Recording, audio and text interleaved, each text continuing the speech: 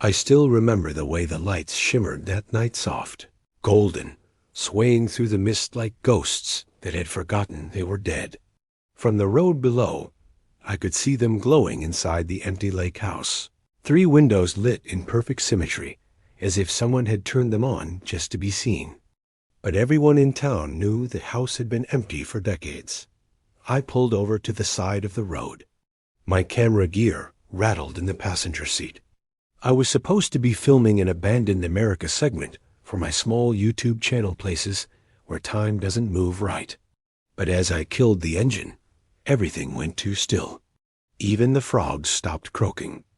The lake stretched dark and glassy behind me, reflecting the lights of a home that shouldn't have had any power. I sat there a long while before I finally said out loud, "You've got to be kidding me." The story of the lake house wasn't new to locals. It had once belonged to a family named the Bensons, who vanished in 1979. No bodies, no sale, just gone. The property was left in probate limbo for 46 years. Teenagers made it their haunted dare site for generations, though no one ever stayed long after sundown. Everyone said that once the last bit of daylight faded, the air around the place changed, sound got muffled. The cold got inside your bones, and lights sometimes blinked in the windows, even though the power lines to the house had been cut during the Reagan years. I started walking toward it with my flashlight sweeping the road. I told myself this was just another good shoot, maybe something with real viral potential. But deep down, I felt the old, stupid thrill of crossing a line you can't uncross.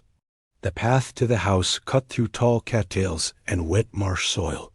It smelled like rust and old pine needles. The closer I got, the more I realized the glow in the windows wasn't warm like lamplight. It was thicker somehow, like light was seeping out of a fog, not into it. At the front steps, I hesitated. The paint peeled in long curls, and the door dangled on its hinges. But on it, freshly carved, were 3 short lines new wood beneath gray rot. Someone had been here recently. I aimed my light across the front room. Dust motes spun in the beam. Furniture still stood where the Bensons must have left it, a sofa wrapped in yellowed sheets, a clock frozen at 11:47, a dining table set for 5, except the last plate was cracked straight down the middle. Then came the humming. Faint, low, almost too low to hear, like the sound of wires buried underground. My flashlight flickered. I looked toward the staircase and saw a faint light blooming behind the upstairs door. Every sensible part of me said to leave. Get back in the car, post a teaser, farm a few million views from locals who'd call me an idiot. But I've never been the kind of man who stops just because things stop making sense. I put a foot on the first stair. The wood groaned but held. Each step creaked under my weight as the hum grew louder, vibrating through the banister like static. When I reached the top, I saw the door ahead of me, half open, glowing from within. And then I heard something else, a voice, clear as day. It said my name. Not a whisper, not a trick of wind or memory. A man's voice calling me, exactly the way my brother used to before he disappeared 15 years ago. He'd died on this very lake. I lunged forward and threw open the door. Inside the room, light cooled on the floor, swirling, moving, almost breathing. In the middle of it stood a figure, half-formed, its body flickering like it was caught between moments. For one heartbeat, I swear I saw my brother's face inside that light. Then the power went out, every window went dark. And yet the humming didn't stop. The dark came down like a dropped curtain, fast and total. For a few seconds I stood there with my hand out, palm stinging from where I'd braced against the doorframe, listening to that hum vibrate through the wood as if the house itself had a pulse. It wasn't the frequency of an appliance or a generator. It had a living irregularity, almost like breath. "Evan," the voice said again, my brother's name, the way he'd say it to me when he was annoyed and smiling at the same time. The vowels had the same lazy drag you only hear if you grew up within a dozen miles of this lake. I swallowed, tasting copper. "Where are you?" I asked the dark. It came out embarrassingly small. A floorboard flexed behind me. The temperature dropped hard enough that I heard the wood contract with a soft ping. Then my flashlight sputtered back to life one chittering cone. It cut a ragged circle through the room. No figure, no pool of light, no brother. Just faded wallpaper patterned with cattails. A narrow bed with its mattress, sunken so deep it looked like a broken smile, and a closet door that was not quite shut. I aimed the beam at the closet. A lock plate hung crooked like a lazy eyelid. "Okay," I said, more to steady my own breath than for the benefit of anyone listening. "Okay." The hum slipped lower into a frequency I felt in my molars. I hooked 2 fingers under the closet door's edge and pulled. It swung open with the stubborn, sticky sound of paint peeling from paint. Inside, empty hangers, an old fishing vest that slumped against itself, a coffee can full of screws. My light wandered down to the floor, where dust had a smoothness you only get when no one has walked through it in decades.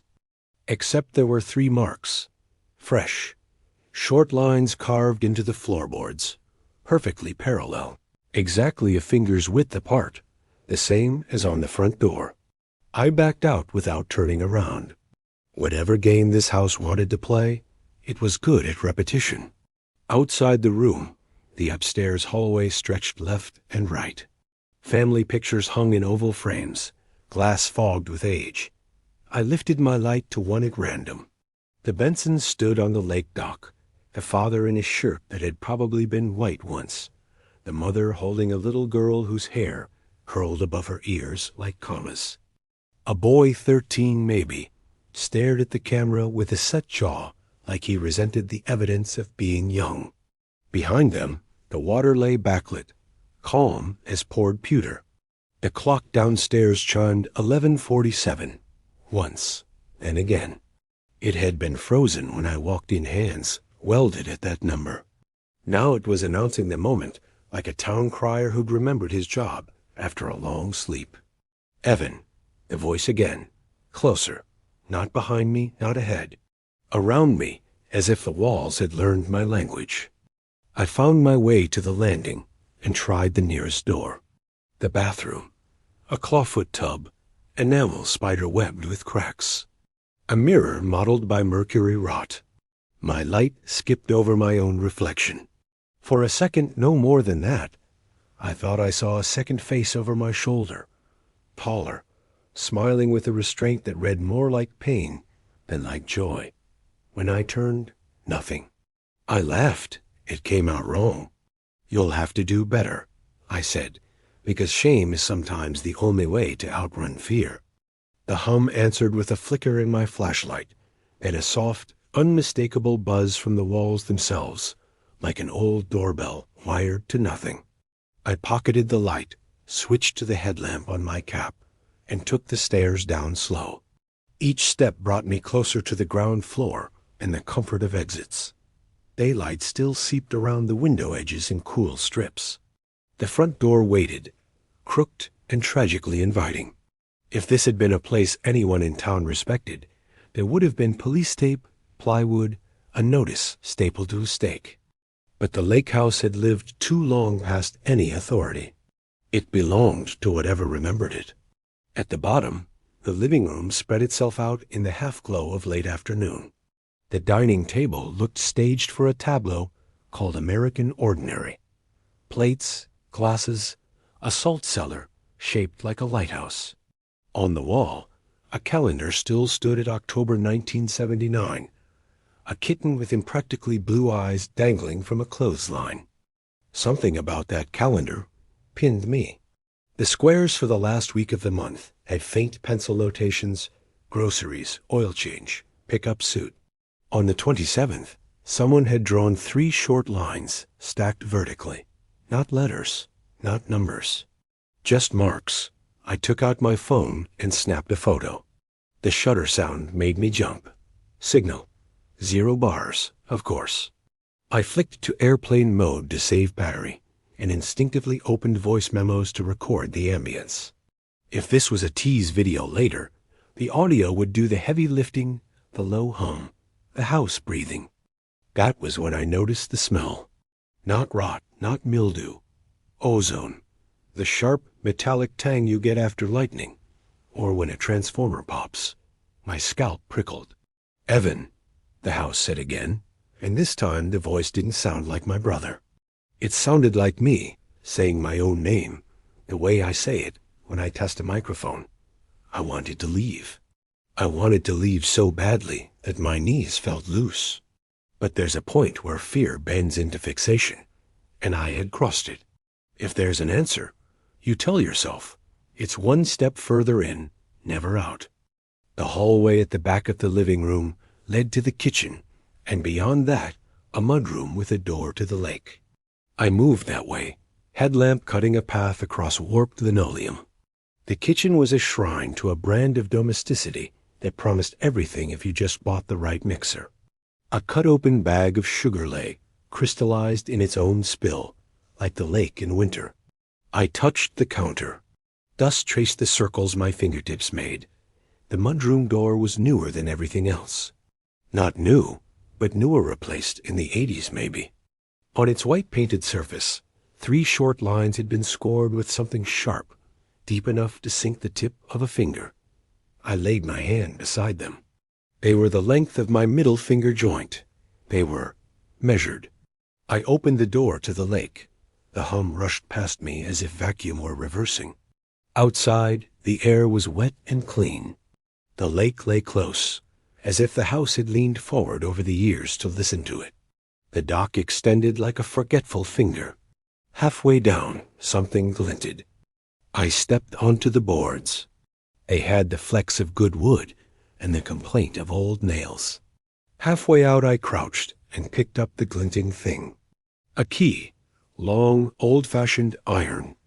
Its teeth were worn smooth in a way that said it had been used to open something notched and stubborn for a long time. On the shaft, filed with a care that felt obsessive, were 3 short lines. "It isn't a brand," I said out loud, to prove I could still make sentences. "It's a system." The water at the end of the dock stirred. Not a fish. Not wind. A circular ripple opened as if something beneath had exhaled. The hum grew deeper. My headlamp dimmed, then flared. "Evan." The voice came from directly beneath my feet. I dropped to my knees and peered into the water. You are never as old as you think when you're on your knees looking into a lake that has taken someone you love. I saw my own pale oval of a face reflected, headlamp haloing it in jittering light. For a split second, a second face rose into alignment with mine, a boy at 13 with a jaw set against being young. The Benson boy. His mouth moved. The words were bubbles, but the shape of them was clear. "Don't follow." Then he was gone. The lake stitched itself closed. I backed off the dock 1 shuffle at a time and pressed the key so tight it left a brand in my palm. The hum eased, but it didn't stop.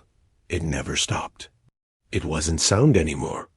It was more like the bass line on which this place played its notes.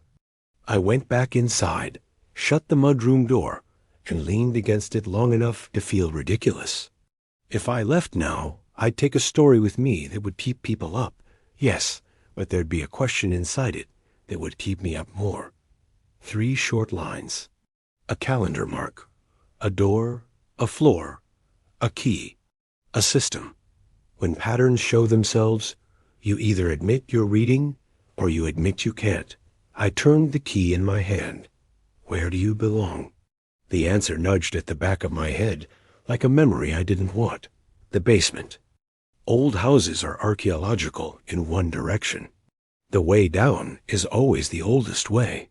I found the basement door in the hallway off the kitchen, behind a hanging apron, stiff with its last use. The knob turned smooth, as if someone had never stopped turning it.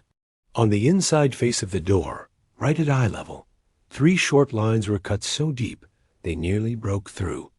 I put the key in my pocket, I put my hand on the rail.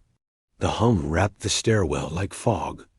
Somewhere overhead, the clock began to chime, slow and bright, insisting on 11:47, as if time weren't a circle, but a nail you could hang the world on. I started down, counting each step, because numbers were the only thing I had left that felt like mine. Basement stairs in old houses are an honesty test. Each step asks what you're made of, and each groan of the wood tells you an answer you don't want. I counted out loud as I went 1, 2, 3, until the counting itself felt like a rope I could hold on to. By 8, the air cooled to a cellar breath that smelled like coal and apple skins. By 12, the hum condensed, not louder but closer, as if the distance between me and it had been a misunderstanding we were now correcting. At the bottom, my headlamp swung over stone walls, patched with mortar the color of old teeth. The floor wasn't poured concrete, just tamped earth smoothed into a hardness that recorded every boot heel that had ever argued with it. To the left, a furnace, huge and square-shouldered, its thermostat long dead, but its body still radiating a memory of warmth that didn't make any sense. To the right, shelves with canning jars full of brown ghosts, peaches, beets, a kind of green that insisted it had once been beans. I turned slowly. The room wasn't big, but the dark inside corners had ideas about itself. Then my light passed over 3 short lines. They were cut into a support post at shoulder height, shallow but sure. When I traced them with my thumb, heat flared through the wood as if the gesture completed a circuit. "Okay," I said. "I'm here." Something shifted in the far wall. Not sound. A pressure change. The wall wasn't all wall. There was a seam where there shouldn't be.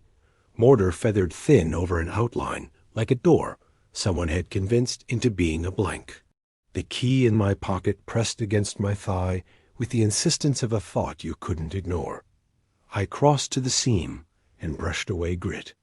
Up close, I saw it clearly a rectangle, bricked over with the kind of impatience you get when you're hiding a thing you both love and hate. At its center, a rusty iron hasp, useless without a staple. And on the brick face itself, scratched by an unsteady hand that had refused to stop, those same 3 short lines. Not side by side this time. Stacked, ladder style, one above the other. I took out the key without deciding to. It wasn't made for a hasp. It was made for a lock with a throat and a reason. But the shape of it matched the feeling of this door. I pressed the key's teeth into the mortar between the stacked lines. The hum shifted. The air leaned in. The mortar gave with a small gritty sigh, like pulling tape from skin. Bricks loosened. Not all, not dramatically, just enough to let my fingers in. I tugged. A single brick slid free, then another. Behind them, a cavity, and behind the cavity, wood. Old wood. A panel with a keyhole.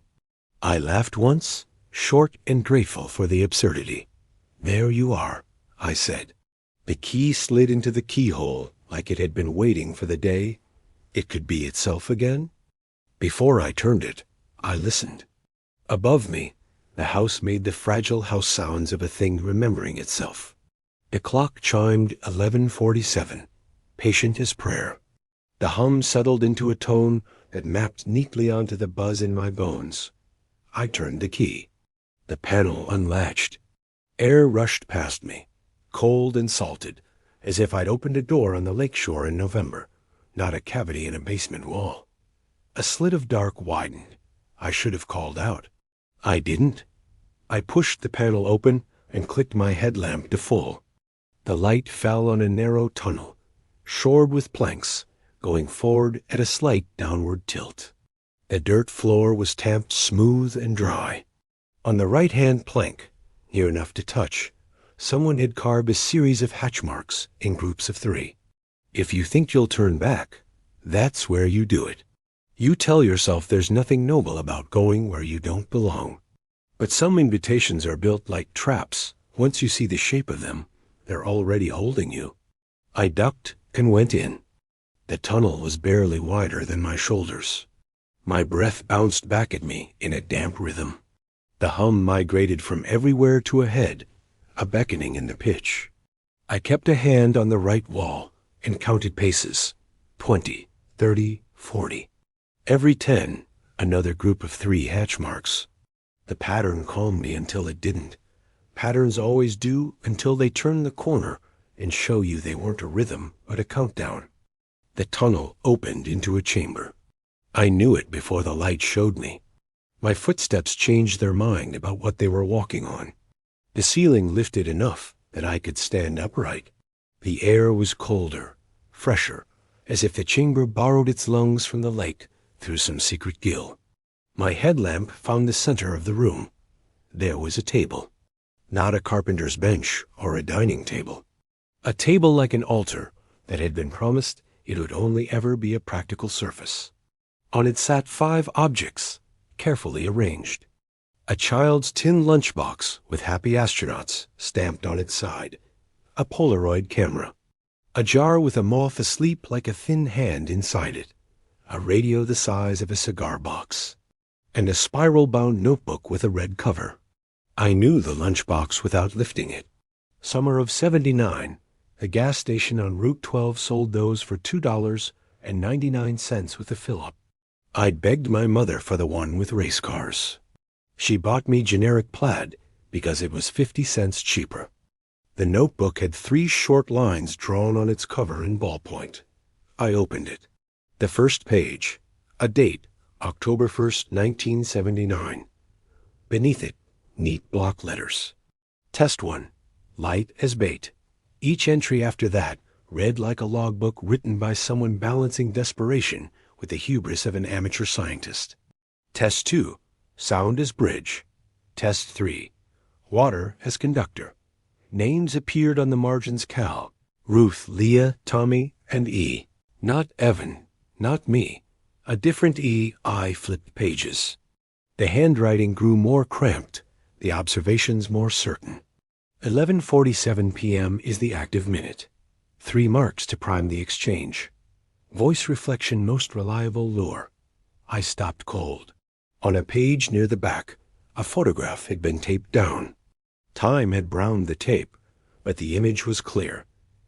My brother and me, ages 12 and 15, standing on our father's aluminum boat. The photo had been taken the week he vanished. Where had they gotten it? Beneath the photo, in smaller letters, cross probability increases with personal anchor. My mouth went dry. I flipped another page. Test 27. Proxy return.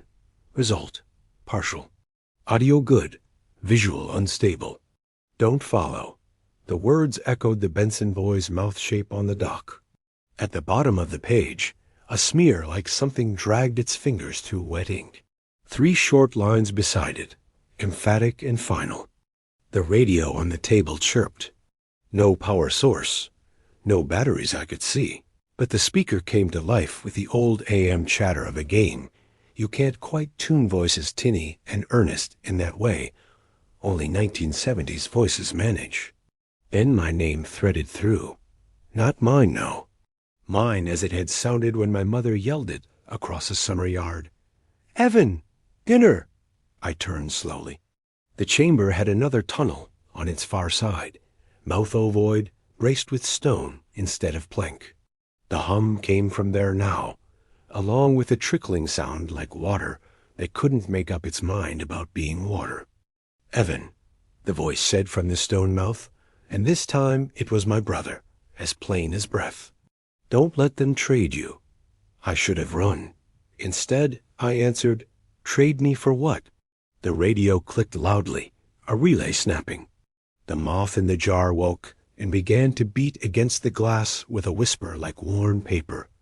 The lunchbox rattled. A wet, slow drip began somewhere I couldn't place. On my tongue, I tasted penny metal. The hum leveled into a tone that was almost a chord. My headlamp flickered. The darkness that rose had substance. It felt like a deep exhale from the lake itself. In that darkness, shapes moved that were almost people and almost mistakes. A woman's profile turned and held, then smeared as if the air itself had hands. A boy's shoulder, a man's jaw. They were all wrong, and yet their wrongness had a logic, like reflections in old glass. Test 28, I said, surprising myself. Light as door. I raised my hand to my headlamp and clicked it off. Dark, deep as a mouth. The hum didn't get louder. It got nearer, until it wasn't hum, but presence. The radio whispered with overlapping conversations. I stood with one hand on the notebook and the other on the table's edge, feeling grain and coolness and a slight, accusatory tremble that lives in metal under stress. When I clicked the lamp back on, the chamber was not the chamber. Everything had shifted half a degree, the way the world does when a migraine is walking in from a horizon only you can see. The shelves were gone. The halter table was rougher. The notebook had no cover. And across from me, where the stone mouth had been, stood a boy with a set jaw, wet to the waist, his hair plastered to his forehead like black weeds. He was the Benson boy.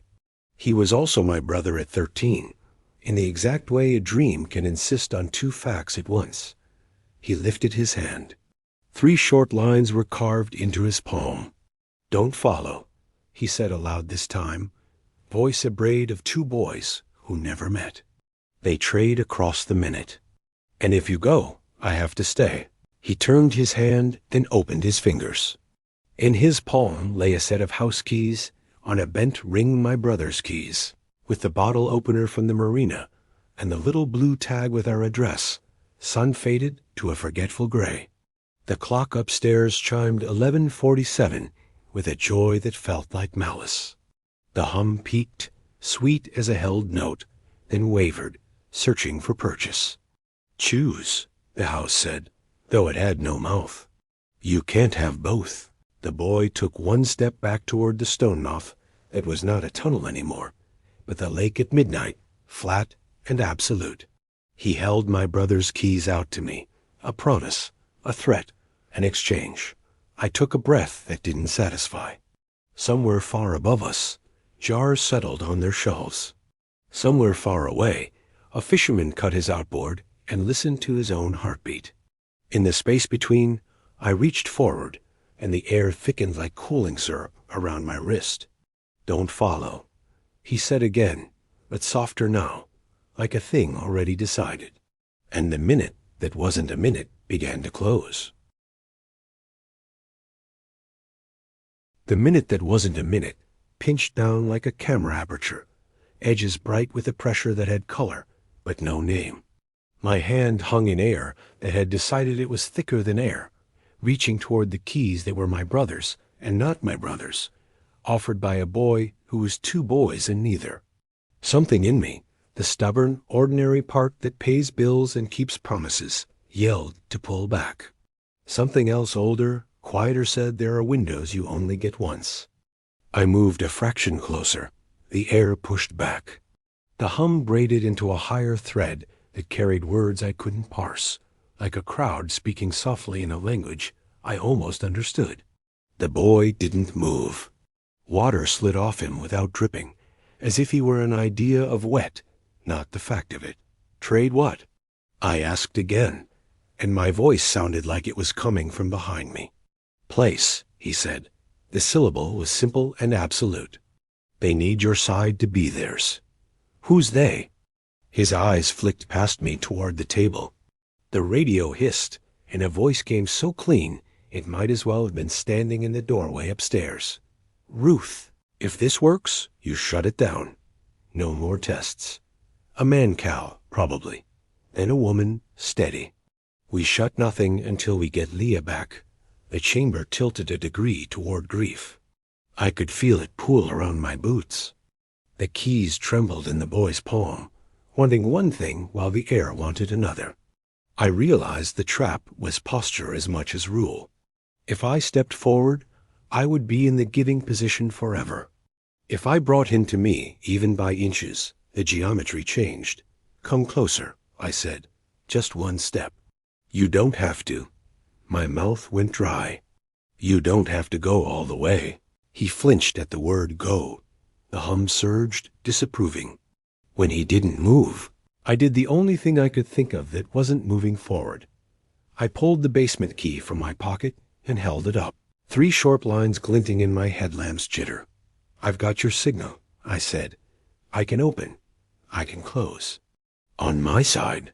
He looked at the key as if it were a kind of kindness. The second boy in him, the one who was my brother, made the smallest smile that only I would recognize.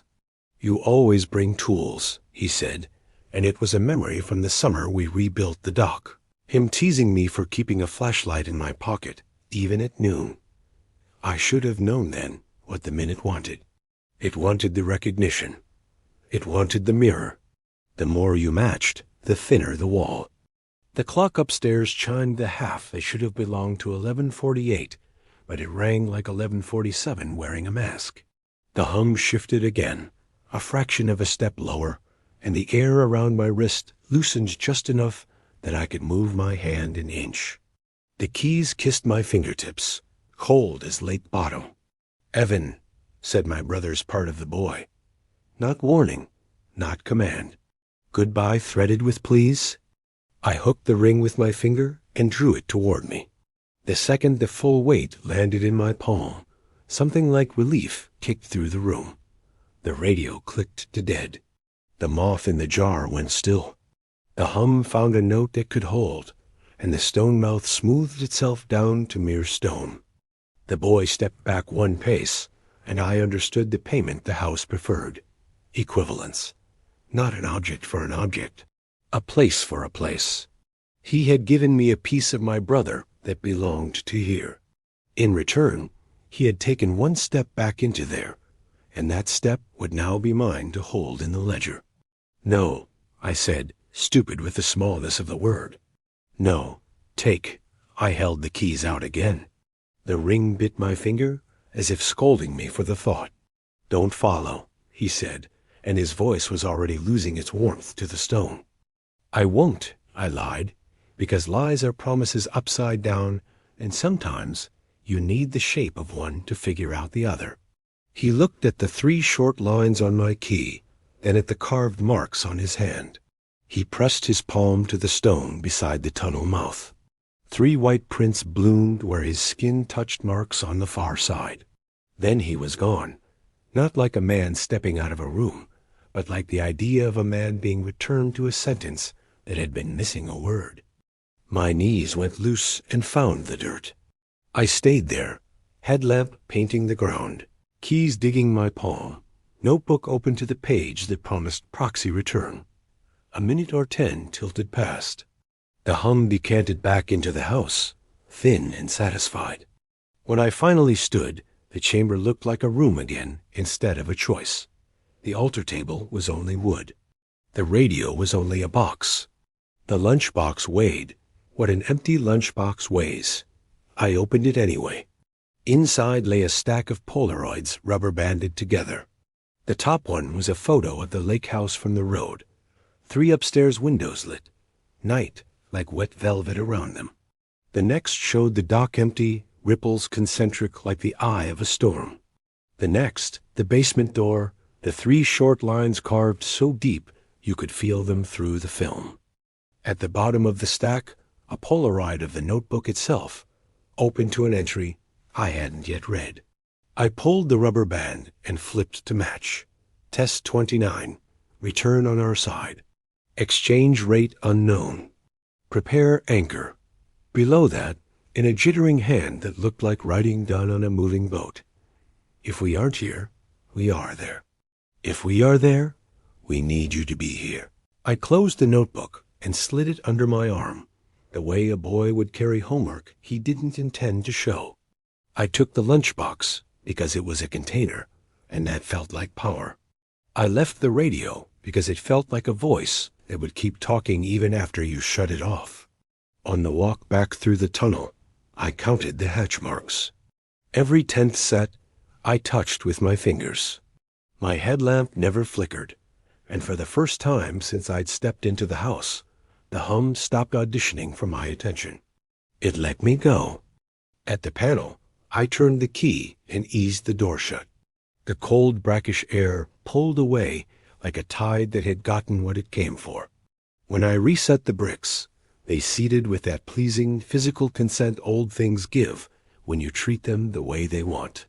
Upstairs, the clock read 11:47, as if nothing had ever happened and everything had, which is how most clocks read if you stare at them long enough. The living room looked staged for a photograph again. My phone still sat face down where I'd left it.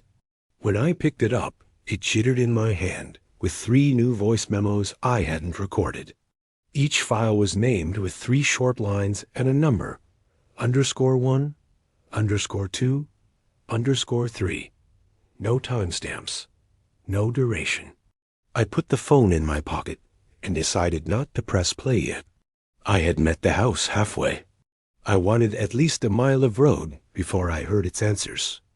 I walked to the front door, found the courage to lay my palm on the carved marks, and said, as an act of arrogance or respect, "I'm coming back."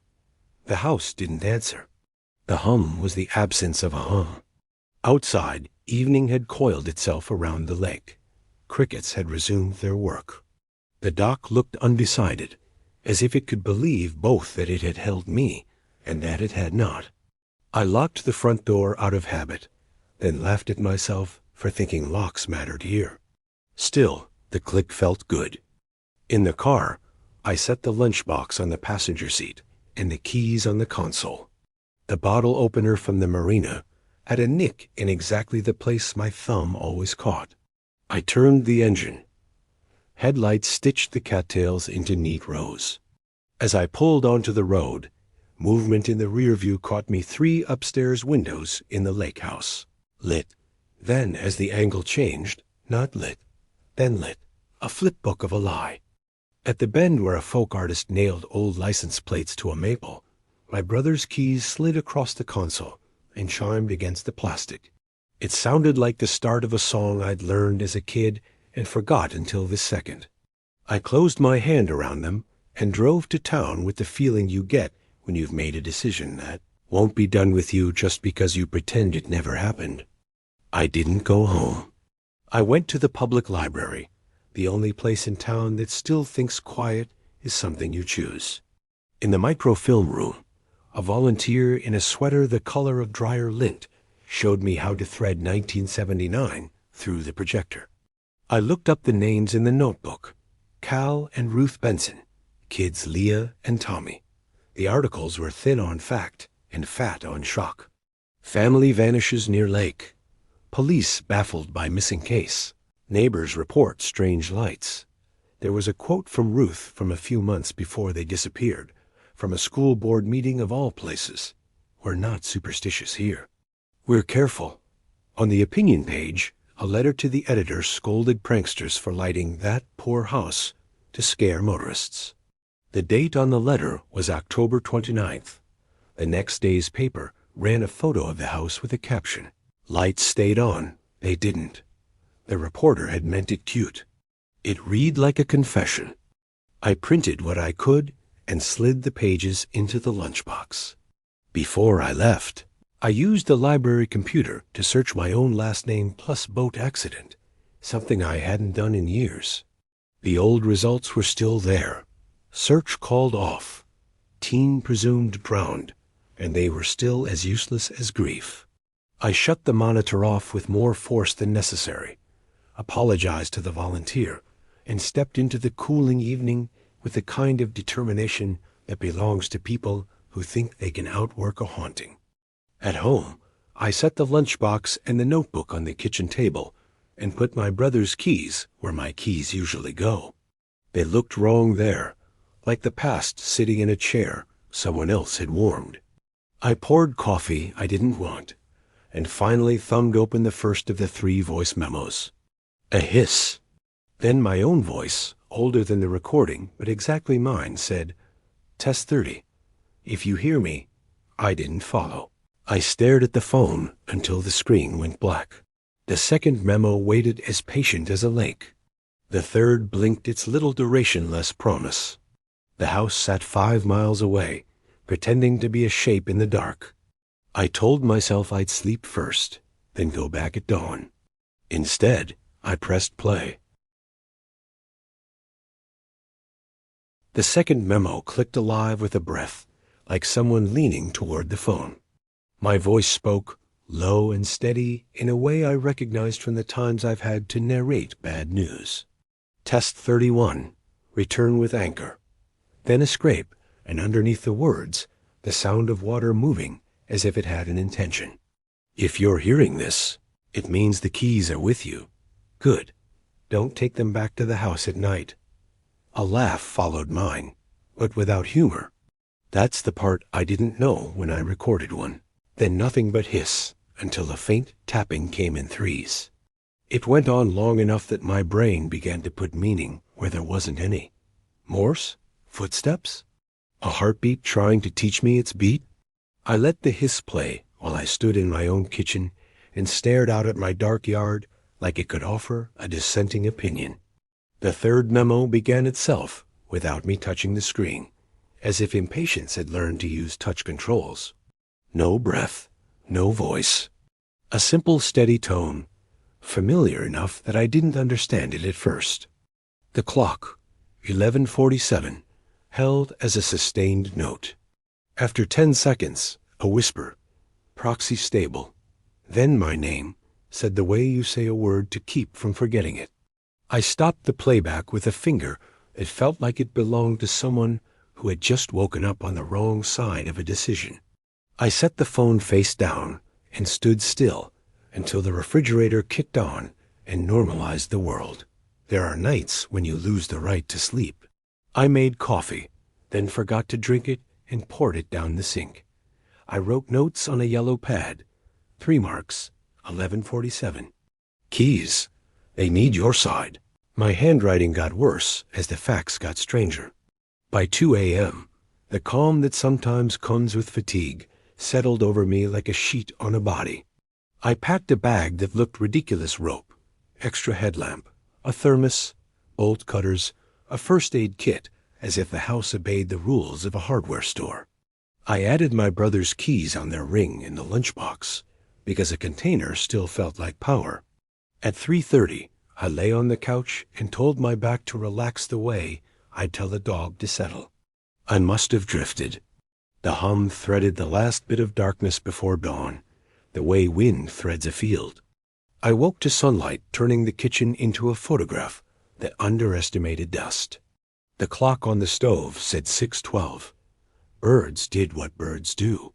I showered like a man who could wash off what had happened. Then I drove to the lake house. In daylight, the house was less theatrical and more ashamed. The paint failed honestly. The porch dared you without much energy. I let myself in with the wrong key, because habit is stronger than thinking, then laughed and pushed the door with my shoulder like it was 1979, and we were kids seeing what we could get away with. Inside, the smell of ozone had thinned to a suggestion. Dust lay undisturbed on the table, where the plates waited for a meal that would never arrive. The clock read 11:47 without the courtesy of explanation. I went straight to the basement. Daylight had a way of convincing me that the physics of the night would look cheaper in the morning. They didn't. The panel behind the bricks was still closed, the seam still a seam. The air pressed its cold against my skin, exactly the way a warning presses its hand to your chest. I sat on the stairs with the lunchbox and opened it like a kid in a fort, except the fort was a mouth, and I was past the age when pretend is a practice for later. I sorted the Polaroids into piles: house, dock, basement, objects. On the back of each, someone had written in careful, fast letters: stable, unstable, reciprocal, difficult. The dock photos labeled reciprocal had ripples that, if you stared long enough, looked like rings inside rings, a pattern turning toward itself. The notebook, red cover scuffed in a way that made its age the kind you can feel, fell open near the back to an entry that wasn't the one the Polaroid had shown me. Test 32. Noon crossing. Someone had underlined noon twice and written bad idea in the margin. Below it, tighter script. The minute isn't just time. Its shape, it sits like a coin balanced on edge. Noon is a flat coin. Midnight is an edge. The rest of the page was calculations that weren't math. I knew ratios, loops, sketches of 3 lines stacked in different orientations, a tiny drawing of the lake with arrows pointing inland. The last note, we can widen the minute if we bring it upstairs. I shut the notebook with more force than necessary. Upstairs, the windows. The lights that stayed on, they didn't. When you live long enough in a place like this town, you acquire knowledge that doesn't look like knowledge. Who had generators, who kept keys above the lintel, who told the truth as a hobby. I knew a man named Grover who worked retired electrician jobs for cash and cigarettes. He'd been the one to cut the power at the lake house in '84. He'd told me that in a bar once, with the same pride most men reserve for grandkids. I called him.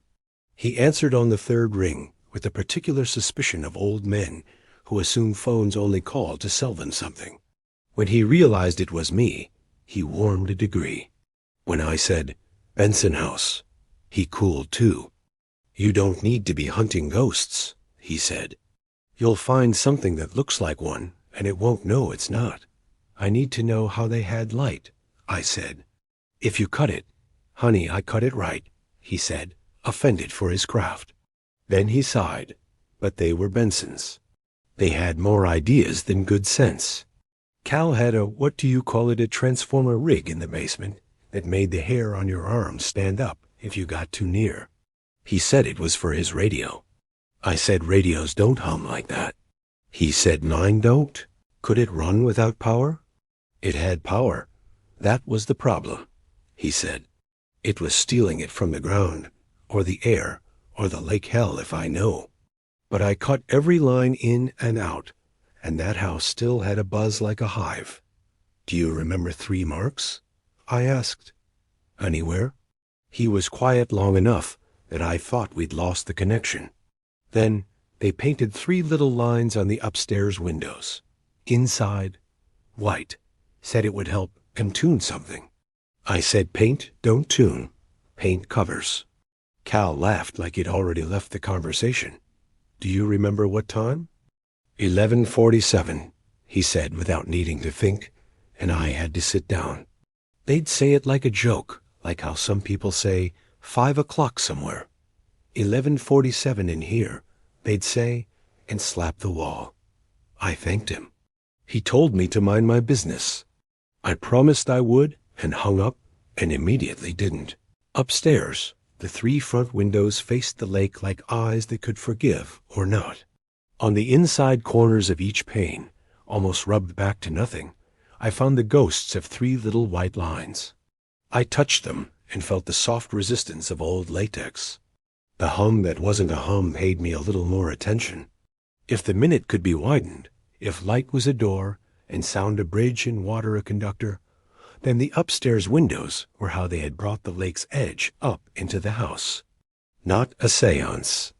An engineering problem solved by people who thought superstition was lazy science. I needed to see what they saw at 11:47 from up here. But I also needed a way to get out if out stopped being an option. I ran an extension cord from my car's battery to a floodlight and aimed it out over the lake through the center window. Daylight made the gesture ridiculous, but that was fine. Ridiculous had been yesterday. Today could be practical. I marked 3 short lines on the sill in pencil, as if my marks were an entry ticket. Then I sat in the hallway with the notebook open across my knees and waited for evening to turn into whatever it turns into at that minute. Waiting is where the wrong thoughts come in. I thought about my brother, the way I'd been the one to dare him that summer to swim the length of the dock and back with his shoes on. He'd made it, smiling, because he'd won nothing worth winning. 2 weeks later, he'd been gone with no witness but the lake and whatever watched the lake. I thought about the boy in the chamber, the way his 2 faces had braided into one sentence. Don't follow. I thought about place as a verb, about how some houses place you, even if you don't put your name on the deed. At 11:40, day had become its own premonition. The lake flattened. The wind decided on elsewhere. I turned the floodlight on just to hear the sound of an engine doing its job. The bulb warmed, and I felt better in the way you feel better when a dog sits at your feet. At 11:45, the clock downstairs chimed once, wrong and right. I stood, left the notebook open to test 32, noon crossing bad idea, and went into the front room. The 3 windows looked like 3 choices in a story where none of them save you. I picked the center because I was tired of being lopsided. I put my hand on the glass and felt a cool that wasn't the room's cool. At 11:46, a tremor ran through the house, so gentle you'd miss it if you weren't standing in bare feet touching wood. I wasn't, but I felt it anyway in my teeth. The floodlight outside made a white pillar across ripples that didn't move. At 11:47, the light in the glass deepened. Not brighter, deeper. For a second, the room was the basement chamber seen from above the table below me. The radio, the muff, as if someone had cut the house on a printer and put the sheets out of order. The hum narrowed to a line of ink, so fine I could slice myself on it. Something moved on the dock, not a person. A shape at person height, with that same idea of wet quality the boy had had. It walked to the end of the dock, and stopped as if it had arrived at a decision already made. My floodlight washed it, and washed through it, and convinced no one. In the glass, white lines bloomed where my fingertips rested. 3, perfect. My hand making a shape my mind had only traced. The window pushed back, not as a surface, but as a thought. The other side has been thinking of you, too. Okay, I said, to hear a human word in the mouth of a minute. The figure on the dock turned its face toward the house. For one dizzy heartbeat, it was my brother. For a second heartbeat, it was the Benson boy. For the third, it was a man I didn't know with my father's jaw. Then the glass shuddered and showed me only myself, older, determined, foolish, making marks I couldn't erase. The floodlight popped and threw the room into a sweetness of dark I had already learned to distrust. And yet the windows stayed lit, and yet they didn't. Glass holds memory better than people. When the floodlight blew and the room fell into that careful dark, the window glass kept its depth like a lake, keeping a secret. My hand still rested on the center pane. I didn't pull it away. If I broke contact, I was afraid the minute would shut like a jaw. Somewhere below, the clock struck 11:47 again, as if time had politely asked to repeat itself for those in the back. The pain cooled under my palm until my skin ached. In the reflection, my mouth moved not to speak, but to count. 3, 2, 1. It wasn't my choice. It was the windows, a thread of light unspooled inside the glass. Not from outside, from within, like a filament discovering itself. It ran from the bottom rail up to my fingertips, paused, then branched into 3 faint veins that mapped precisely to the places I'd left marks. The hum laced a note through my chest that made it difficult to remember basic arithmetic. On the dock, the figure my brother, the boy, the man with my father's jaw, all of them and none lifted an arm with that rehearsal slow motion certain dreams have. The hand opened. A small metallic glint fell, hit the end board, and slid into the water without a sound. The circles that spread from that spot traveled to the shore like messenger pigeons that didn't know where home was. I see it, I said, though there was nothing to see that wasn't impossible. Saying it made the room feel like it had an adult present. Behind me, the hallway breathed. The red notebook lay open where I'd left it, pages lifting slightly in a breeze that didn't exist. The last note I'd read, "We can widen the minute if we bring it upstairs," felt less like an idea and more like a confession. The Bensons had moved the lake's edge into their windows. They'd made upstairs into shoreline. In doing so, they'd turned the whole house into the sort of place maps don't account for. Not here, not there. Just the thin, bright line you pretend isn't real because it's easier to live that way. The thread inside the glass brightened. A second thread beside it, then a third. My fingertips buzzed as if a mild current had decided to practice trust. Through the pain, the dock darkened into relief against the lake, and for a breath-stopping moment, the boards looked close enough that I could step onto them by stepping forward 1 inch. "Don't," said a voice at my left. Not behind me, not in the hall. Directly to my left, where the second window held its own breath. I turned my head slowly. In the left-hand pane, a boy's face hovered just beneath the surface of the glass, as if the window were river-clear water, and he was standing in it up to his chin. Benson boy. Eyes steady, jaw set, older by a year than the photographs, which is how time works when you spend it doing the same minute over and over. He didn't look scared. He looked stubborn in a way that asked for respect. "You're widening it," he said. His voice came through the glass like radio through weather. "If you widen it too much, it won't go narrow again." "What happens if it doesn't?" He didn't blink. "It all becomes the minute. Then you won't have a way to measure what you lost." From the right-hand pane, a second voice. My brother, not as I'd heard him in the chamber, but as he sounded on good days more amused than worried. "He's always got his hand on some switch," he said to the boy, fond exasperation warming the words. "He can't not. I learned it from you," I said, and the window, betraying its loyalty to symmetry, offered me back my own face, saying those exact words 2 seconds late. The delay made it truer. The dock figure turned back toward the lake. It knelt and put its hand into the water in a gesture that read like prayer translated by a lazy translator. The 3 threads in the center pane brightened to the color of turning metal. "Tell me what you did," I said to the boy in the left pane. "Downstairs." "In the chamber." "How did you?" I stopped. "How did you try to bring Leah back?" would have been the wrong question. He'd hear the failure inside it. "How did you make the minute hold still for you?" He lifted his palm to the glass. 3 short lines were carved there, pale and ridged. He pressed his hand against the pane, and white prints bloomed like frost on winter breath. "We didn't make it still," he said. "We made it attentive." "Attentive to what?" "To us." He looked briefly tired in a way that made him unreachably human. "To our names, to the weight of what we carried, to the way we sound when we're happy and when we're sorry." From the right pane, my brother huffed the smallest laugh.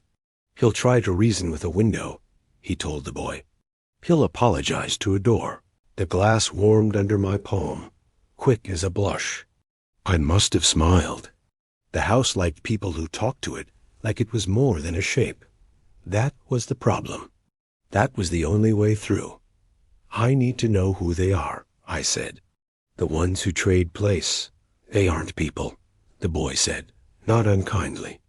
"They're the habit the water has of wanting an answer. You hold up an answer, and it tries to keep it. We did it enough times that the water learned our names." "And my brother?" "He's not kept," the boy said. "He's used. The word found that place behind my sternum that pain keeps a key to. Used for what?" "To teach," he said, and the center pane trembled at the pleasure the house took in that word. "To teach what staying sounds like. So staying can be the thing that goes." The figure on the dock stood again. Something about its edges had softened, as if distance were an eraser with a heavy hand. The threads in the window drew back like breath being saved for later. I lifted my hand an inch. The 3 white marks stayed on the pane, fading very slowly, like chalk deciding whether to be dust. "I won't follow," I said, and felt both boys bristle at my use of the promise they'd taught me. "But I'll meet you where you can meet me." "How?" my brother asked. I held up the keys, their weight bruising the inside of my fingers with memory. "We trade on our side," I said. "We make the minute attentive to here, not there. We make a door you want to come through, because it's home." The Benson boy considered this as if I proposed changing the rules of a game he knew too well. "You'll need 5, he said. "We always had 5. The table downstairs, 5 things." The marks, 3. The minute, 1. The lake, 1. 5 for balance. I looked at my hand like a man who's misplaced a tool he's used forever. 5 anchors, I said, feeling the click of a thought seating. What did you use? Lunchbox, he said, and I couldn't help glancing at the red tin on the hall floor like it might wag its tail. Radio, photo, jar, notebook. And here? Windows, he said, with a patience that made me think he'd been a good brother in a house where the air didn't always agree. 3 windows, 1 table, 1 clock. The clock obliged by chiming again, single and clear. 11:47, as a bell that never took a day off. Okay, I said. We'll set the table upstairs. That's what they tried, my brother said from the right-hand pane. They made the minute polite enough to sit. It's still 8. I know, I said.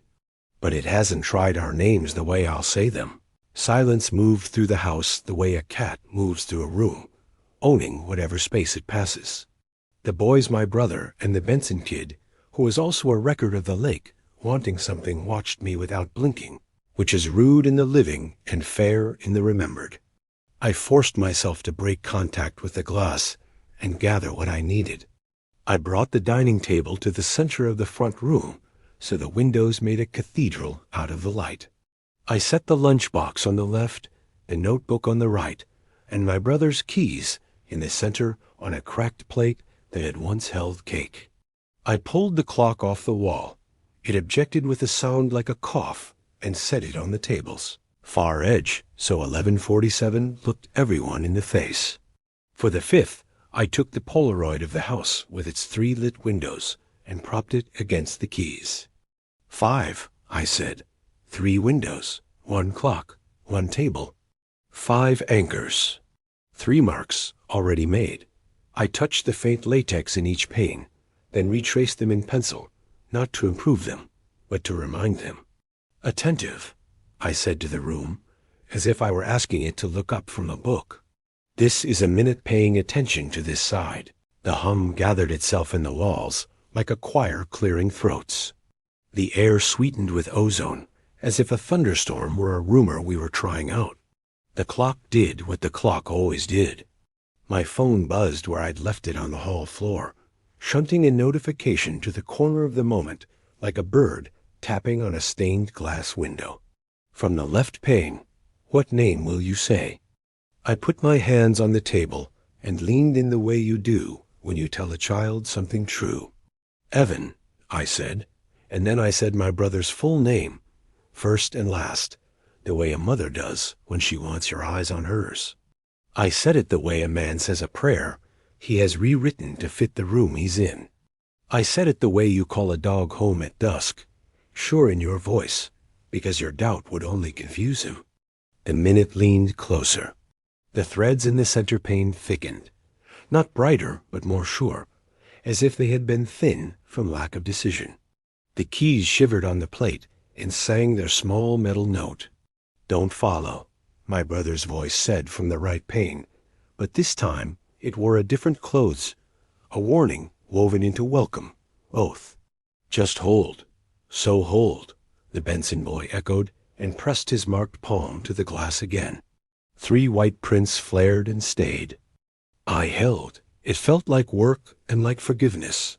The house, which had only ever wanted to be treated like something more than a shape, responded by being exactly that. The hum steadied into a tone that mapped cleanly onto my pulse. The clock's hands did not move and were satisfied with that arrangement. The lunchbox, stubborn tin that it was, clicked softly as if something inside had shifted position to face the right direction. The dock shape took a step toward the shore. Water doesn't like to give. Anybody who's ever tried to haul a net knows that. It wants to keep. It's good at it. But the minute in the room was not only the lake's minute anymore. It had a clock's discipline and a table's insistence and 3 windows' wide eyes. It had 5 anchors that knew what belonging felt like. Another step. The shape wavered and then chose an outline closer to human. Less idea, more fact. My stomach dropped in a way I'd been saving up for 15 years. "Don't you dare," I whispered, not to him, to the minute, to the old habit of this place that had eaten and called it sharing. Outside, at the edge where the dock meets the shore, something made of water and retention, and a boy's refusal, paused like a man at the threshold of a door he wants to deserve. The threads in the center pane tightened until the glass thrummed under my palm. The keys rattled once on the plate and pressed flat.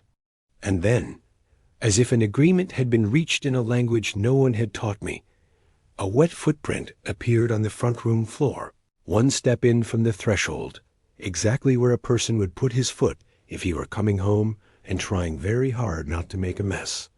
I didn't move. Neither did the house. A breath later, a second print beside it, angled the way you angle when you turn to close the door behind you, even if the door is open and the night doesn't mind. "Don't follow," my brother said, very softly now. Right next to me where the right-hand pane was a sheet of dark with 3 white prints that didn't fade. "I won't," I said, and didn't, and the minute widened one more notch, not to swallow, but to let.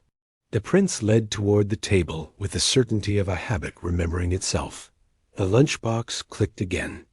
The clock chimed 11:47 once more, so gently it sounded like apology.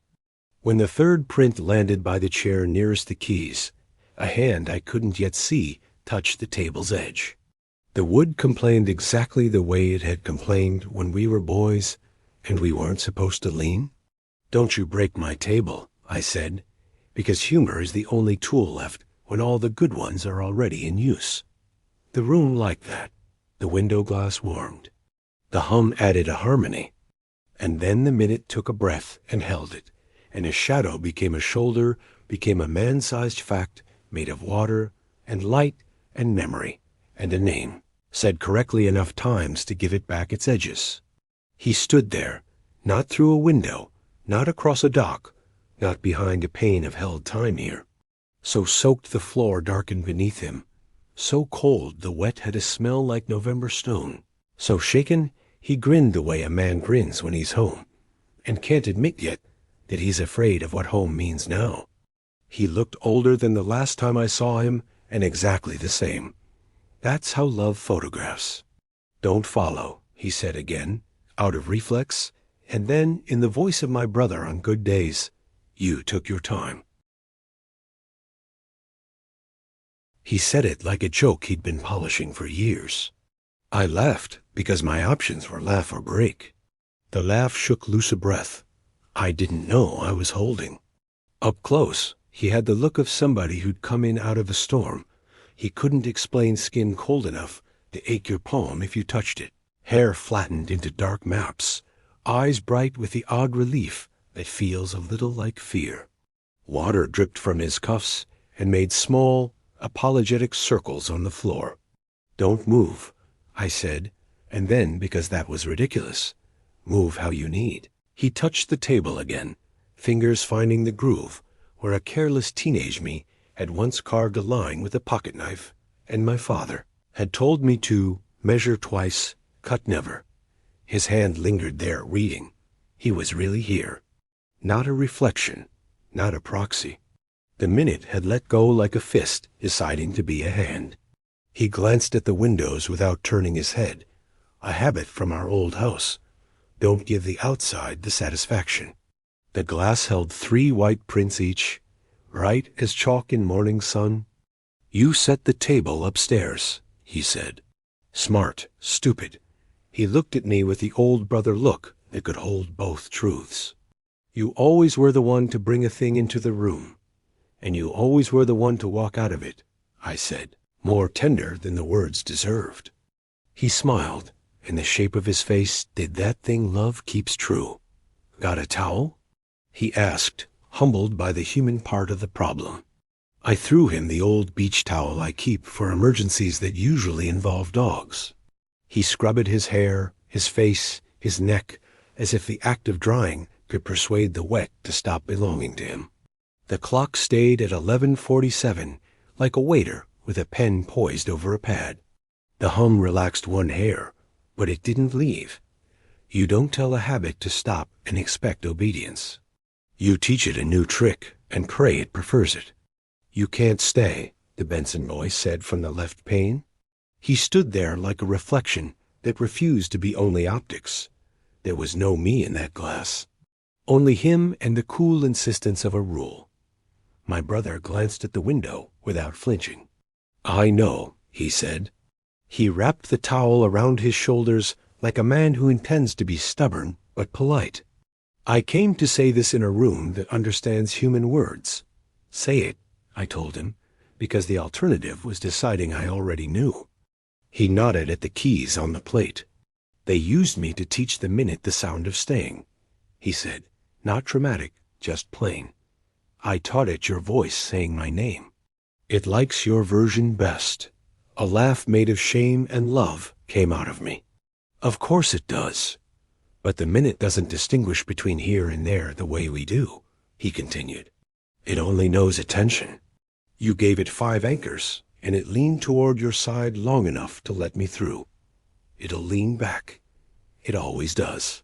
The question is what it takes with it. He looked past me to the hallway, where the red notebook lay open like a mouth mid-idea, and beyond it to the staircase, and beyond that to the closed front door, doing its best impression of a door that mattered. What does it take? I asked, though the answer sat heavy as a coin in my pocket. Place, he said, the word that had been the hinge of this whole thing. It trades place. It will try to take this room arranged this way, the table here, the clock, the keys, the windows attentive. It will make upstairs be downstairs. It'll unhouse what makes this side sure. Then we don't give it the room it wants, I said. We move the table. It remembers fast, he said gently. Once you teach a habit a better habit, it gets good at it. Water fell from his sleeve in 3 quick drops. The sound did that thing the lake has always done to me, made my chest a little smaller. The Benson boy pressed his palm to the glass again. The 3 white prints flared as if to keep time. You said you can't stay, I said. What can you do? He lifted the towel from his shoulders and laid it on the back of the nearest chair with care that made the chair look like a thing that had earned care by doing a hard job. I can choose how I go back, he said, and I can take with me what the minute will learn to prefer.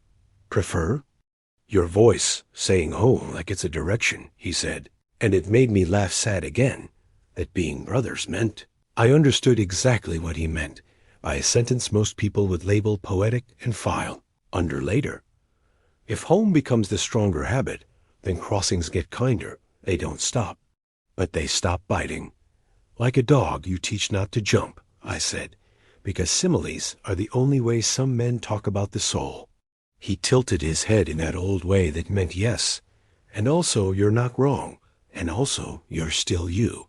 But there's a price. Say it. He nodded at the table. You keep this arrangement until the minute chooses the new trick. Days, maybe weeks. You keep your windows attentive, your clock steady. You call the names. You don't follow when the glass makes its promises. You don't test the theory in the basement. You live with the house in your house. I looked at the marks on the panes, the keys, the Polaroid with its lit windows, the towel on the chair, the wet footprints deciding whether to fade. And you? I go back, he said. But when it listens for staying, it will hear home from your side. It will bring that shape to where I am. The lake will keep asking, but the answer will annoy it in a way that makes it less hungry. The Benson boy's eyes softened in the left pane. We tried to starve it, he said, almost apologetic. We should have tried to teach it manners. You were kids, my brother said softly. You did what kids do with a problem bucket until it either becomes a pet or bites you. It bit. That wasn't your fault. The boy's jaw eased a fraction. He faded a degree and sharpened again. A breath held, a breath released. How do you go back by choice? I asked, hating the question even as I asked it. By letting the minute narrow while I'm touching the right door, he said, and looked toward the center window. The pain you marked. My hand found the glass without my permission. Cold traveled up my arm like news. We just got you here, I said, and was surprised by the word just. 15 years collapsed into 1 minute, and I was greedy for minutes. The longer I stand in this room like this, he said, the more it will take to balance. I don't want it taking your house. He touched the chair again. A benediction, or your tone, or the way our road bends around Grover's maple with the license plates. I want it to take me because I know how to be taken and still be myself. Anger rose in me, old and adolescent. You always think you know better. Somebody had to, he said, and smiled to take the sting out. The clock breathed its one note again. 11:47, like a friend tapping your shoulder to say time. The hum tightened, not unfriendly. The minute was ready to resume. Okay, I said, because consent sometimes is love with its sleeves rolled up. Show me what to do. He stepped to the center window and placed his palm where my marks had made the pain remember me. 3 white prints flared under his hand, like promises signing their names. He turned his head, and the look he gave me was our whole life. Him daring, me measuring, both of us stupid with loyalty. When it starts, he said, say my name like you're calling me in for dinner, not like a prayer, like a fact. I can do that, I said, and my throat tightened in a way that meant I might not be able to, but my body would do it anyway, because bodies are good at grief's instructions. He smiled, turned back to the glass, and leaned in until his forehead touched where his hand had been. The pain fogged the way glass fogs when a person breathes on it to draw a heart they'll wipe away before anyone sees. The hum found its line. The room gathered around that narrowness. The clock refused to move. The towel on the chair had forgotten it was a beach and remembered it was a bridge. Now, he said, and in that second, I said his name the way an older brother says a younger brother's name when he's not mad. He missed curfew because he came home safe. The way a porch light says it with light. The pain deepened. The 3 prints brightened to a steady white.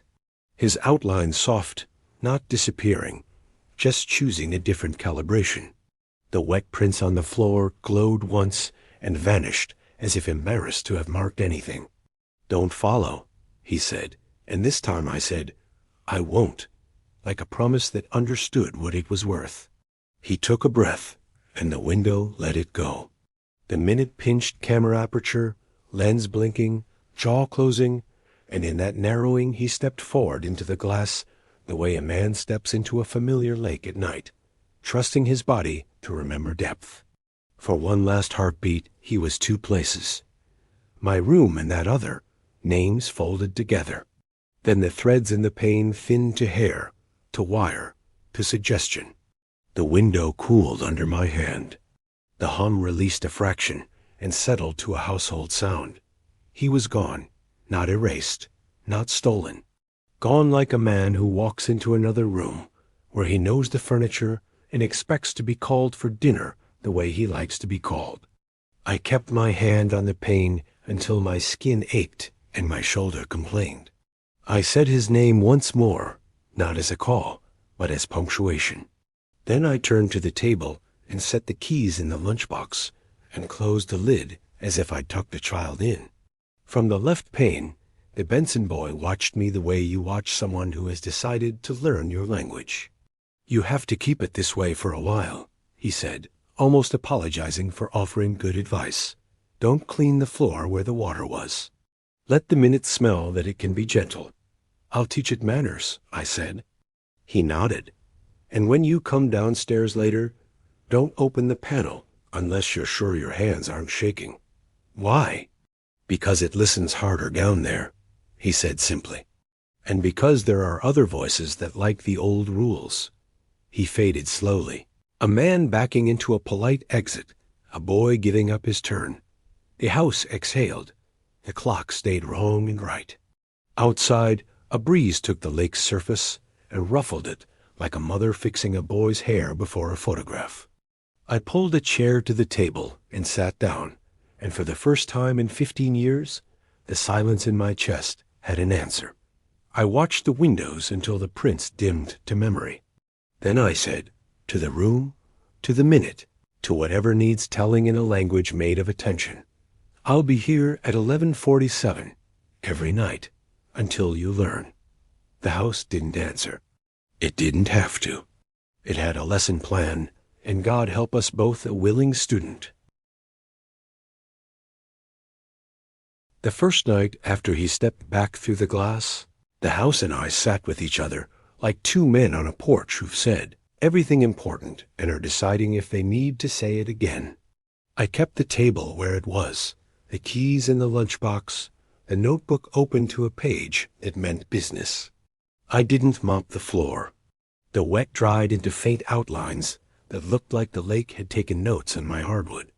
At 11:47, I said his name the way I promised, like I was calling him to the table because the food would get cold. The glass warmed under my palm, but nothing pressed through. That was good. A habit doesn't unlearn hunger in one lesson. It learns that the voice at this table has jurisdiction. By day, I did the small work that makes the big work possible. I called my job and took lob I couldn't afford. I told them family, and they told me of course, which is one of the things this country still gets right. I went to the library and printed everything ever written about the Benson house, then took a pen and made a map you couldn't sell to tourists, arrows to minutes, minutes to marks, marks to names. I bought batteries and candles and apology donuts for Grover, who told me again to mind mine. I promised again and didn't. By the third night, the upstairs windows had learned the sound of me sitting down. I'd think the word sit, and the glass would treat it like a command, because that's what attention does when it's trained. I said my brother's name at 11:47. The hum came in like a tide that had stopped believing in land but appreciated the view. The pain cooled pleasantly instead of aching. The keys in the lunchbox trembled once and then lay still, like a dog who wants to bolt but knows better with you in the room. I didn't go into the basement. I wanted to. The panel behind the bricks had the gravity of a bad decision, dressed like a good experiment. The boy's warning lived under my skin like a splinter. It listens harder down there. I kept to my side of the house. On the seventh night, the left-hand pane bloomed with the Benson boy's face without the slow unfurl of a haunting. He was just there, like a neighbor knocking in winter because her porch light is on, and he knows that means you're awake. You're doing it, he said. No pride, no wistfulness. Just a report from the far shore. What does it feel like there? I asked. He thought. Less teeth, he said finally, and I had to sit down at that. Leah? I said, the name that haunted the edges of every page in the red notebook. He shook his head the smallest amount. Not yet, he said. But she's nearer to hearing. Tell her, I started, and stopped.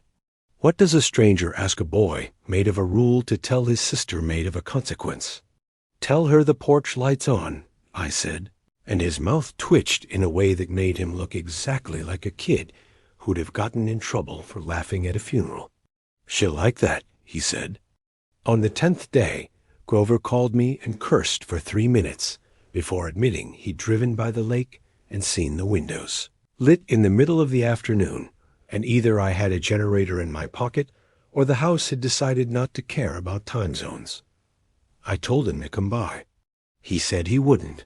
He came anyway, showing up at dusk with a six-pack and a look that said he was a good man pretending not to be. We sat in the living room, like two men pretending to watch a game neither of us liked. He didn't look at the table arrangement like it was a shrine. He looked at it like it was a wiring diagram that had the decency to explain itself. When the clock chimed 11:47, he froze the way deer freeze when they believe in cars, but not you. It always reads that, he said, trying out casual. It always does, I answered, letting him have his camouflage. When the pain warmed and the hum came in, he said, Oh, in a tone men use when the world corrects them without malice. He didn't ask questions. He just took one beer out of the 6 and set the rest on the floor like an offering. "You can leave those," I said, and he did. And when he left, he said he'd stop by again tomorrow with cigarettes he wasn't supposed to smoke. A week turned into 2. I learned the house's day habits, the way the front steps sighed when the mail truck went by, the way the kitchen window liked to rattle at 3 in the afternoon like an old lady tutting. I made a rule: upstairs at 11:30, hands on the glass at 11:46, name at 11:47, leave at 11:50, even if the pain begged. The pain begged. I didn't negotiate with glass. At night, sometimes the right-hand pane would catch the light of the moon and show me my brother's smile in the cheapest way, half-formed, flattering, more suggestion than man. He didn't talk through it. He knew better than to muddy the water with hello when work was being done. On the nights he needed to tell me something, he used the voice memos again. I'd wake to 3 new files named with 3 short lines. I'd press play and hear my voice describing the day to come. It should have scared me. It didn't. I accepted the loop like a neighbor with a key to my back door. One file said, Test 33, teach at breakfast. That day, I cooked bacon at 11:47 a.m. with the windows open and the clock chattering its wrongness. The pain warmed like happy skin. The smell of bacon did what bacon does, summoned near and far hungers and convinced them to sit.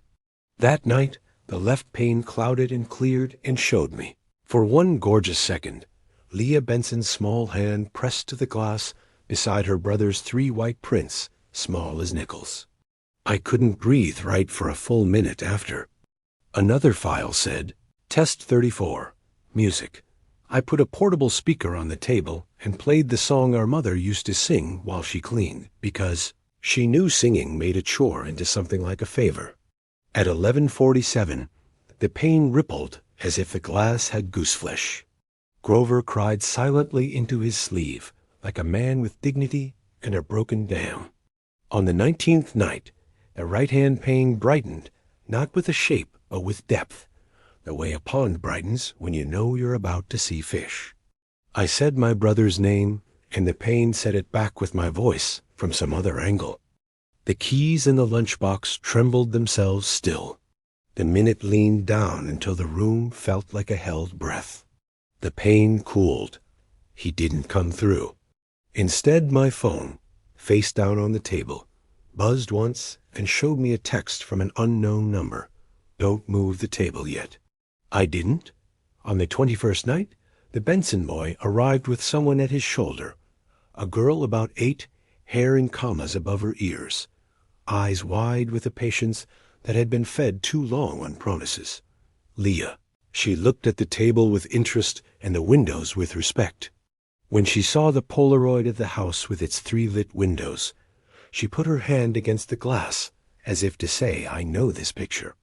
Then she smiled at me with an expression that made the years between us false. Is it ready? She asked her brother. Almost, he said. What does ready feel like? She asked. Like home deciding to be louder, he said, looking at me. I wanted to step forward and press my palm to the glass beside hers. I didn't. I said her name quietly, like setting a dish down in front of a guest and asking permission to feed them again. The pane warmed.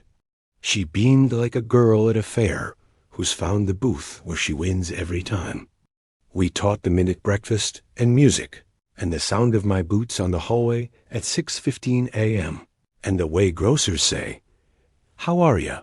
Like they expect an answer and still love you if you don't have one. We taught it the particular click of my brother's keys on my counter and the way a screen door hums when you let it shut on its own. We taught it smallness, because smallness is where home lives. The second month, I let myself go down to the basement at noon, not to open the panel, just to sit on the steps with the lunchbox and read the red notebook like a man reading a journal his father didn't know he'd kept. Test 35, lullaby. Test 36. Thunderstorm unhelpful. Test 37. Coffee. In the margin by coffee, Ruth had written, "Works better if you talk to it like it's shy." I laughed and then cried, because that is exactly how I talk to coffee on Tuesdays. I didn't open the panel. The scene watched me with its old, patient ambition. I let it. On the 64th night, at 11:47, the right-hand pane didn't cool or warm. It steadied. The hum took one step back, like a chaperone who knows the dance has found its rhythm. I said my brother's name like a man who'd practiced truth, so long the words felt like the muscles they built. The pane answered by not answering. The table sat where it had to.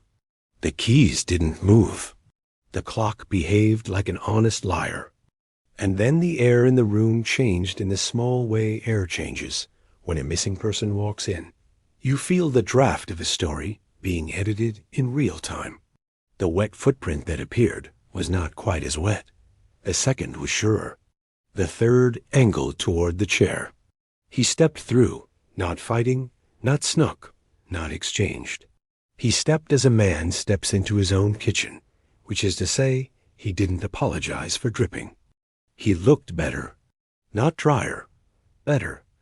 The kind of better that comes from being called correctly for long enough that the call itself becomes a place you can stand. He grinned the way he used to when he stole the last pancake and convinced me I'd already had mine. "You kept at it," he said, simple and reverent. "I said I would," I answered, a little offended on behalf of all promises. He nodded toward the left pane. The Benson boy and Leah were there, side by side, attending. "They can feel it," he said softly. "The minute's manners." "Can they—" I started. "Not yet," he said. "But the door is remembering how to be a door and not a mouth." We sat at the table like two men who'd never been, good at sitting together and were learning. The towel lived on the chair back as if it had rights. The lunchbox held the keys like a drawer holds spoons. We didn't talk about the lake, because some friendships don't ask you to revisit the scene. "Will it always be 11:47? I asked, not because I needed a number, but because asking was a way to let the room hear I was ready for whatever answer it gave. "It will be what you teach it," he said. We started with 11:47 because the coin was already on its edge there. But coins can learn balance in other places. Breakfast, porch light, the sound of you locking up and saying tomorrow to a room like it's a person who understands. I looked at the clock. It looked back like a dog who finally knows why you've been pointing and sits, because it wants to please the pointing, not because it fears the voice. I stood and took it in my hands. It hummed a little loyal. I set it on the floor. I put my phone on the table and set an alarm for 7:03 a.m., and another for 9:15 p.m., and another for noon. The minute would have to share. We did that, taught it the feel of morning and the satisfaction of night. When the pain offered a tug, I didn't follow. When it offered a shape, I kept my hand on the glass and said names. The house learned, slowly, kindly. It still had its old habits. Sometimes the lights in the windows would stay on for drivers, and then not, and somewhere in town someone would say, "That poor house," and someone else would say, "Lights stayed on, they didn't," and it would be a joke again, but the bite would be the friendly kind, like a pup mouthing your hand because it can't help but love and doesn't know all the ways to show it. On a Sunday, when the lake pretended to be a mirror, Grover came by with donuts and a pack of cigarettes he swore he wouldn't open. He stood at the window and pressed his knuckles to the pane the way tough men touch holy things. "Ruth Benson taught me math," he said out of nowhere. "3rd grade. Told me my brain wasn't bad. It was just busy. I want that girl to get a porch light." "She will," I said, and heard the conviction in my own voice, like someone else saying it to me. He nodded, set the donuts down with the care of communion, and left the cigarettes on the sill like a superstition. The night Leah's handprint held steady, The house smelled faintly of bacon and old paper and a thunderstorm that wasn't coming. The minute widened, not to swallow, but to invite. The glass answered like a friend opening a screen door with a hip. I put my palm to the pane and said her name the way a stranger tries out a word and hopes it likes how it sounds in his mouth. The pane warmed. The wet footprint that appeared was the size of a girl's foot that had run down a dock too fast and gotten away with it. Her brother breathed out a laugh that had waited 46 years. "Manners," he said to the room, like a teacher pleased with her class. The house, finally, did the kindest thing a place can do. It didn't try to be a miracle. It tried to be a home. The lights stayed on when they should, and turned off when they should, and made themselves visible to exactly the people who needed to see them. The rest of the town got their story back the way you get a coat back after the winter worn, repaired, better for the years. I kept the table where it needed to be until the arrangement learned to live in more than one place. I moved the clock around like a man training a dog to heel on either side. I stopped counting days and started counting small victories. 3 white prints that faded slower than last time. A voice memo that said coffee and tasted like mercy. I went back to work and told my audience there'd be a long episode soon, and for once I knew how to make a title honest and unfair. The lake house lights stayed on, they didn't. On a morning when the maple with the license plates threw the right kind of shade, my brother sat with me on the porch steps and sipped coffee that had learned not to be shy. He bumped my shoulder with his the way brothers do when saying sorry would ruin it. We watched a heron work a theory near the reeds. We listened to the house breathe, the way a house breathes when it's being good. "You know it'll still want," he said. "So do I said. "We'll teach it," he said. "We are," I said. At 11:47 that night, I stood in the front room and said the names like I always do. The pane warmed. The keys stayed put. The clock didn't move. The lunchbox waited. The minute didn't bite. Somewhere underground, a panel behind bricks listened and decided for now to mind its business. The lake curled itself into the shape of a story that didn't end, but learned how to be told without harm. And if you drive the road past our lake at night and swear you see 3 windows lit in a house you heard was empty, you'll be right and wrong in the right measure. The lights stayed on, they didn't. That's how home works when it remembers itself. That's how some unsolved cases solve you back. If you stop and roll down your window and call a name you haven't said aloud in years, the glass might warm under a palm that isn't there yet, and you'll feel, like a draft under a door, the oldest truth this lake ever taught. Some doors are mouths, and some mouths learn to say, with practice, welcome.